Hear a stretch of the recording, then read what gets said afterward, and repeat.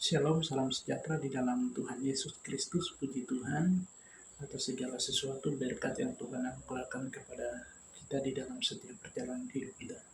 Akhir-akhir ini tuh kita melihat bahwa banyak di media sosial viral bahwa orang-orang, para influencer, para konten kreator, bukan hanya itu, para pengusaha itu menjadi mualaf. Jadi kalau orang Kristen pindah ke agama Islam itu pasti viral dan banyak diberitakan, oh ini dia sudah mualaf, ini sudah ini, bahkan diundang dan sebagainya. Ya, sebenarnya tapi kalau orang orang Islam pindah ke Kristen itu, kami orang Kristen anggap biasa-biasa saja. Kenapa anggap biasa-biasa saja? Ya pasti kami ucapkan selamat, bahwa sudah lahir baru, uh, sudah memilih Yesus sebagai Tuhan dan Juru Selamat, dan sudah pasti ada di jalan yang benar. Tetapi uh, bagi sebagian orang itu seperti sebuah kesedihan. Jadi kalau misalnya orang Kristen pindah ke agama Islam itu selalu dibesar-besarkan, padahal biasa saja. Yaitu keputusan untuk meninggalkan Yesus juga bukan menjadi masalah, karena keselamatan itu masing-masing mengerjakannya, bukan orang lain tolong mengerjakan keselamatan yang sudah kita terima. Jadi kita pribadi lepas pribadi itu, masing-masing individu itu mengerjakan keselamatannya sendiri. Jadi kalau memang kamu tidak mengerti, ya mungkin saja karena kamu mungkin kurang persekutuan, atau mungkin kamu eh, hanya mau mengerti segala sesuatu tentang iman Kristen itu berdasarkan akal saja dan tidak pernah berdoa minta kepada Tuhan untuk Roh Kudus menolong kita untuk mengerti. Jadi ini menjadi fenomena yang seringkali terjadi di Indonesia. Kalau di luar sana, misalnya di Arab Saudi atau di mana, orang pindah keyakinan itu sesuatu yang bagi mereka itu hak pribadi masing-masing, ya. Tapi di sini yang saya mau ini, sebenarnya Yesus atau Allah tidak pernah menyesal ketika seseorang itu meninggalkannya, karena itu pilihannya sendiri. Karena itulah mengapa di dalam Kekristenan ada namanya free will atau kehendak bebas yang bisa dipilih oleh manusia. Manusia bisa memilih untuk meninggalkan Tuhan dan tidak percaya kepada Dia lagi, dan membuat kesepakatan dengan Allah, membuat kesepakatan dengan iblis, atau membuat kesepakatan dengan keyakinan lain di luar daripada Allah yang benar, yaitu Allah Abraham, Ishak, dan Yakub yang kita kenal di dalam Yesus Kristus sebagai Tuhan dan Juru Selamat yang memberikan Yesus kepada kita. Nah, itu pilihan orang masing-masing, ya, pemilihan orang masing-masing, dan kita punya hak atas itu semua. Dan Allah tidak pernah menyesal. Allah tidak pernah menyesal ketika seseorang meninggalkannya lalu berpindah keyakinan. Tetapi ya, Allah di dalam Yesus Kristus justru memperingatkan bahwa ada bahaya, yaitu kematian yang kekal. Kita baca surat Petrus, bagi mereka yang mualaf kemudian selalu menyerang iman sebelumnya, misalnya Kodonitan, kemudian siapa lagi, Yahya Waloni, kemudian siapa lagi, Ustadz Kainama dan sebagainya. Ya memang surat Petrus sudah menjelaskan, Alkitab sudah menuliskan tentang guru-guru palsu. Guru-guru palsu ini mereka yang menyamar masuk ke dalam gereja lalu menyampaikan doktrin yang lain, tetapi juga orang yang meninggalkan iman Kristen lalu kemudian memeluk keyakinan lain, lalu mereka mencoba memutarbalikkan fakta bahwa menutupi segala keberdosaan mereka, lalu menjelaskan sesuatu yang sebenarnya itu tidak benar. Ya, ada hukuman bagi mereka karena mereka tidak mengenal Yesus Kristus, atau mengenal Yesus Kristus tetapi mereka meninggalkannya. Bahkan Alkitab dengan jelas bilang begini, ya, bilang bahwa lebih baik mereka tidak mengenal Yesus Kristus. Atau kita lihat teks Alkitab mengenai bagian itu. Ya, teks Alkitab mengenai bagian tentang nabi-nabi palsu ya. Nabi-nabi palsu ini dari 2 Petrus ya, 2 Petrus 2 ayatnya yang ke 1 sampai dengan 22. Berikutnya adalah nabi-nabi dan guru-guru palsu. Jadi di bagian ini, di bagian pembacaan yang ini ayat 1 sampai dengan ayatnya yang ke-11 itu berbicara ada contoh-contoh yang Tuhan pakai bagaimana Tuhan memelihara atau Allah memelihara umatnya, umat itu yang hidup di tengah-tengah orang fasik. Jadi Allah tidak membuat bumi baru kemudian menempatkan orang yang sudah percaya, tetapi Allah tetap memberikan bumi yang sama, orang yang percaya dan yang tidak percaya itu hidup. Dan di dalam ayat-ayat ini kalau kita baca misalnya di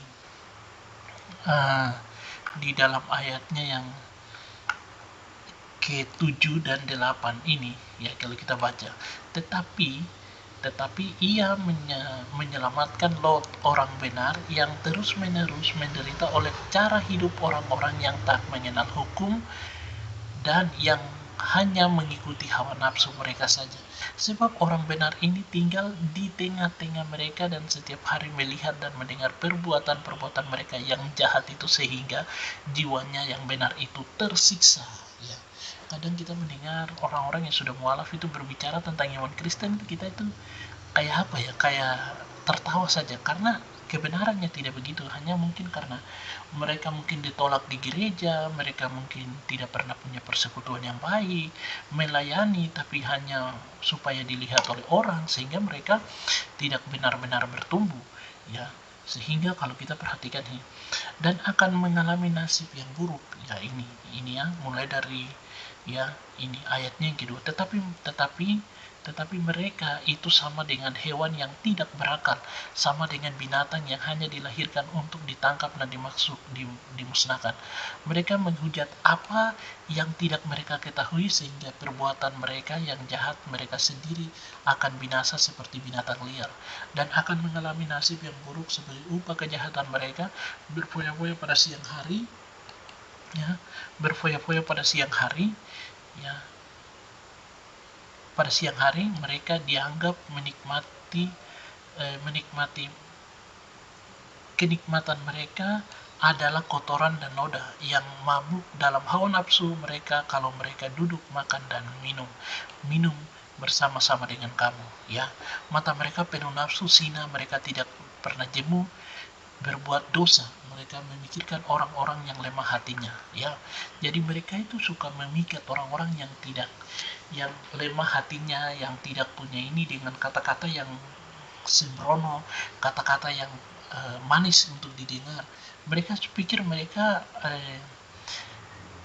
baik, padahal mereka sebenarnya itu mereka menutupi keserakahan mereka ya, mereka menutupi keserakahan mereka. Dan kalau kita lihat di sini ya, kita lihat sini guru-guru palsu itu adalah seperti mata air yang kering, seperti kabut yang dihalaukan taufan.